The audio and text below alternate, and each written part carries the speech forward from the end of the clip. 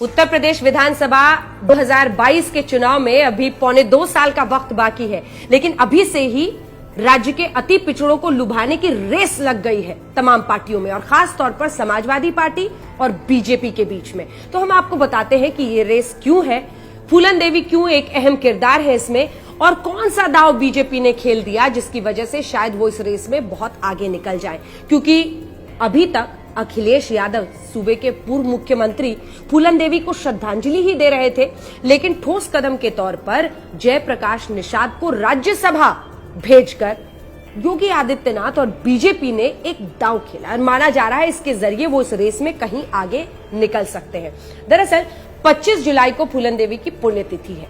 अखिलेश यादव ने उन्हें श्रद्धांजलि दी और एक प्रोमो भी रिलीज किया जो उनकी जिंदगी पर चित्रित था और इस प्रोमो में तमाम बातें ऐसी कही गई हैं कि कैसे एक अति पिछड़ा मल्लाह समुदाय से आने वाली फूलन देवी ने समाज के तमाम तिरस्कारों को और एक तरह से जो उनके साथ बुरा व्यवहार हुआ, लेकिन बावजूद इसके वो इंसाफ की लड़ाई लड़ती रही। ये सब कुछ उसमें चित्रित किया गया है। उन्होंने इस प्रोमो को रिलीज किया।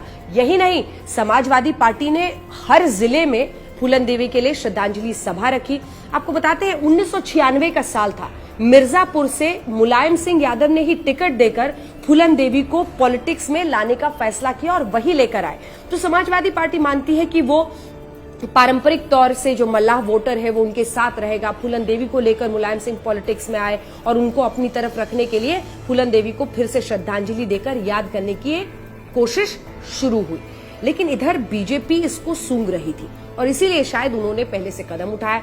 जयप्रकाश निषाद को राज्यसभा सांसद बना दिया है। अब 2017 के चुनाव को अगर आप याद करें तो जो अति पिछड़ा वोट है वो बीजेपी की तरफ चला गया था और ये एक बहुत बड़ी वजह रही थी भारतीय जनता पार्टी की जीत में और इसीलिए माना जाता है कि ये जो दांव है बीजेपी की तरफ से ये शायद उनको एक बार फिर से एज दे दे।